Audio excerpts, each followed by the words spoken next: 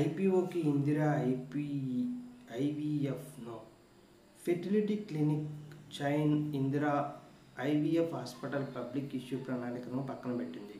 Capital మార్కెట్ల నియంత్రణ నుంచి సంస్థ సెబీ నుంచి ప్రాస్పెక్టస్ నుంచి వెనక్కి తీసుకుంది.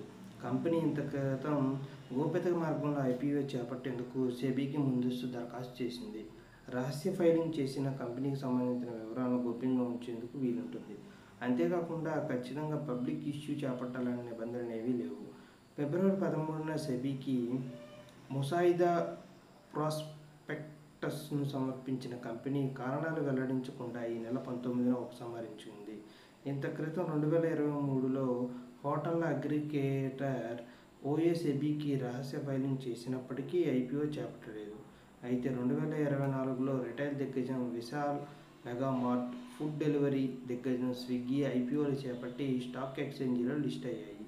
ఈ బాటలో గత వారం ఫిజిక్స్వాలా సైతం కాన్ఫిడెన్షియల్ రూట్లో సెబీకి పత్రాలు దాఖలు చేసింది. కాగా 2022 డిసెంబర్లో టాటా ప్లే, గతంలో టాటా స్కై దేశీయంగా తొలిసారి రహస్యంగా ఫైలింగ్ రూట్లో సెబీకి దరఖాస్తు చేసింది.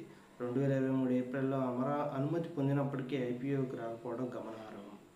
అగ్రివేర్ హౌసింగ్ అండ్ కోలాటరల్ మేనేజ్మెంట్ సంస్థ 2024 డిసెంబర్లో దాఖలు చేసిన ప్రాస్పెక్టస్ను సెబీ తాజాగా వెనక్కి పంపింది. టెక్నాలజీ ఆధారిత అగ్రికల్చర్ సర్వీస్ను అందించేందుకు కంపెనీ ఐపీఓలో భాగంగా 450 కోట్ల విలువైన ఈక్విటీని తాజాగా జారీ చేయాలని ఆదేశించింది.